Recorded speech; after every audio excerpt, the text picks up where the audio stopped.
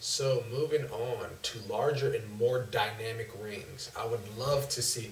I remember when Soul Calibur 4 was coming back, someone touted in the developer team that the rings were going to be bigger, and there were complaints about it not being big enough in the past, and people were getting ring out too easily, blah, blah, blah. This isn't a crying game. We're not crying because the rings are too small and we get wrung out all the time. The rings are just not necessarily too small, there's just nothing to them. To be honest, I believe the rings should be much more dynamic than they have been. They've had basically the same type of ring system for the past few games. And it's actually, think about it this way. You know in Soul Calibur 4, they have, for those of you who have played it, there's a stage, a ring, you're on a raft or something on a river, and you're just perfectly straight the whole time. They also had that in Soul Blade, Soul Edge, whatever.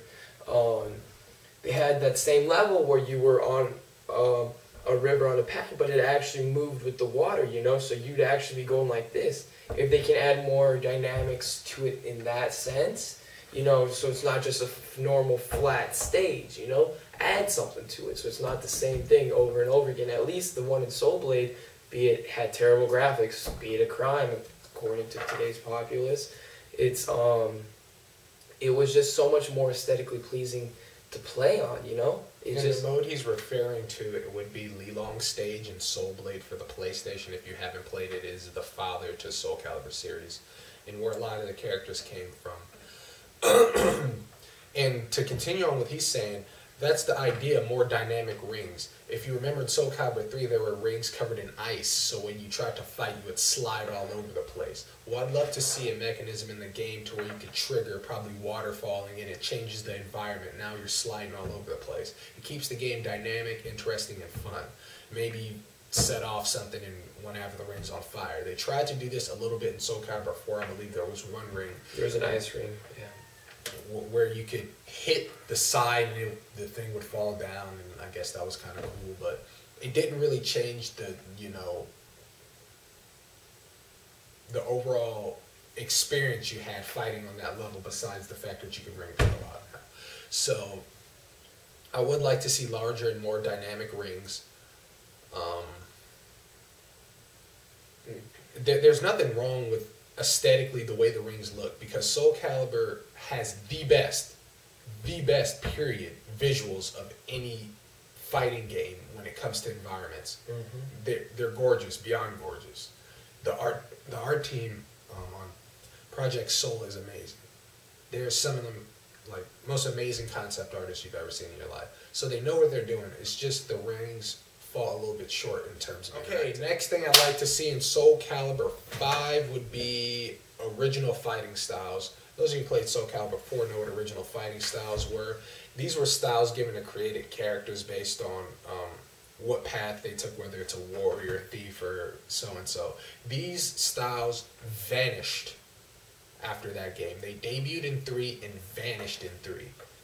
Soul Calibur 4 was in desperate need of this, because anyone who's ever created a character knows the awkward feeling when your character has a Taki style or a Taki style and you go fight another Taki and it just feels really fake. You feel like a cheap ripoff with your character in that style. With original fighting styles, it gave you the ability to give your character its own sense of personality and its own individuality in the game. I think one of the most impressive fighting styles in that game was probably the sword and shuriken style. It was really well done. Another style was probably the sword and shield style, which was really well done.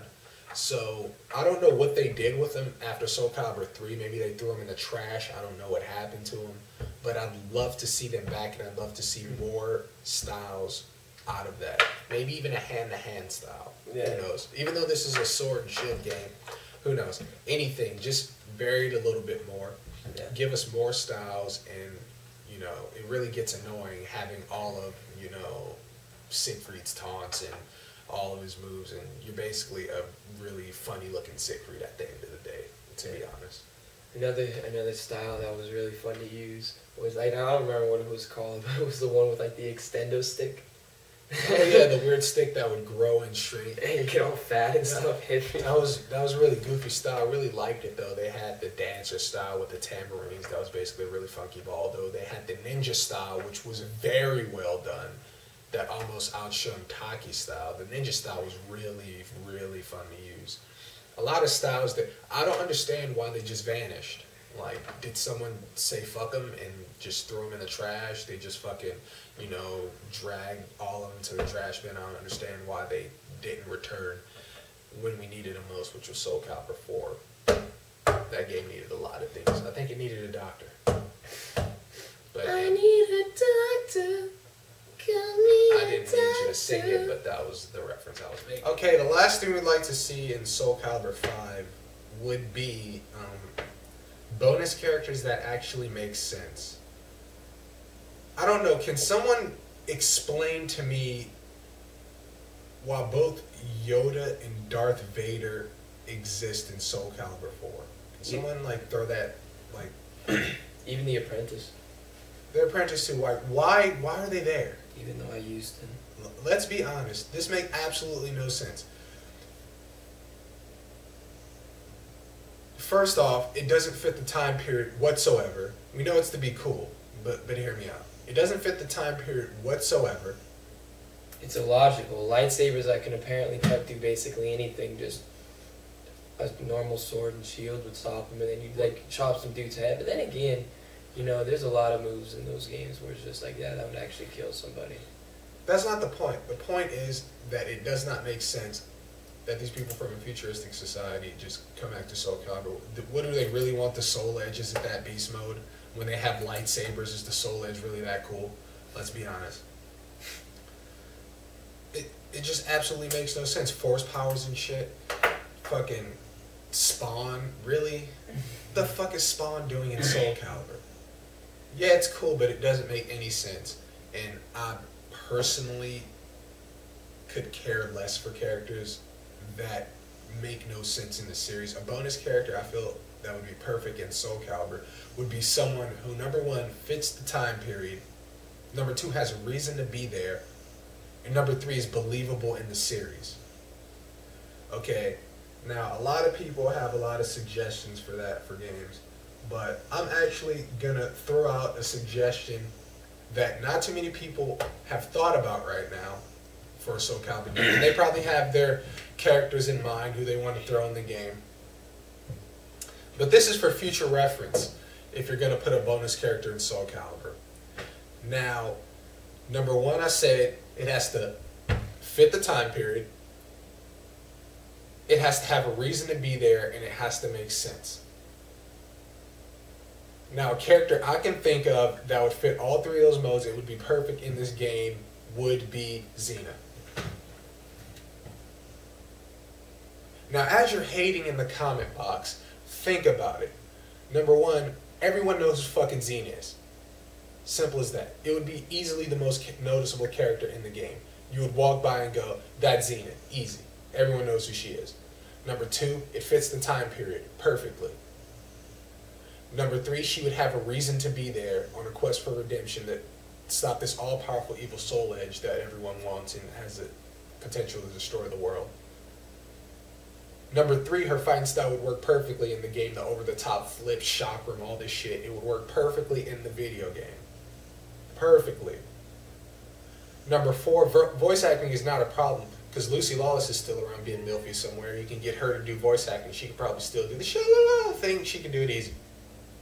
Easy work. I cannot think of a character that would be an easier fit for the Soul Calibur series on all cylinders than that character. Hell, if you get bored, throw in a Gabrielle, give her fucking Killick style, Renee O'Connor somewhere doing something, she can do voice acting. It'd be very easy to make that character work. You don't have to do any manipulation. You don't have to, you know, answer questions about why the fuck lightsabers aren't passing through wooden poles and shit.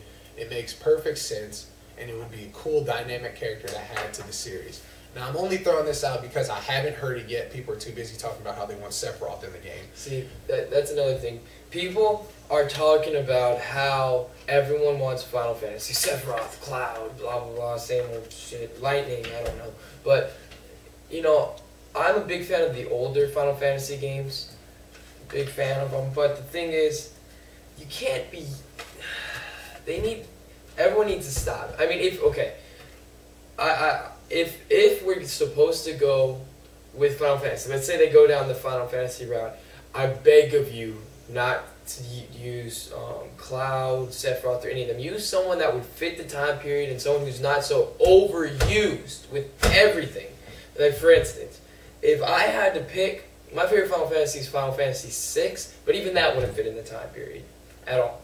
And so I would have to say Kain and Cecil from Final Fantasy IV, which is what I would think would fit if we had to pick Final Fantasy. I would say Kain and Cecil would be good choices to fit everything that would make the game make sense, because we like when things make sense, I guess. And off the top of my head now, for a character I think would be pretty cool that just popped in my head as I was talking right now, that I think would be pretty cool and fit in the series too, would be the old school Prince of Persia, not the new one. That'd be pretty dope too. Yeah, he fits, and then you can also use his female counterpart. I can't remember her name because I just knew her as she was hot. Yeah, so like if you were gonna go with Final Fantasy, I would go with someone from the older Final Fantasies, like a Cecil. I know people are gonna be like, "What about Kratos?" Fuck Kratos. He was one of the most broken characters ever put in a fighting game ever. We don't want Kratos back. He fucked up. We're sorry. Plus, if you think about it, every bonus character got their one game and then they're done. Kratos has his one game.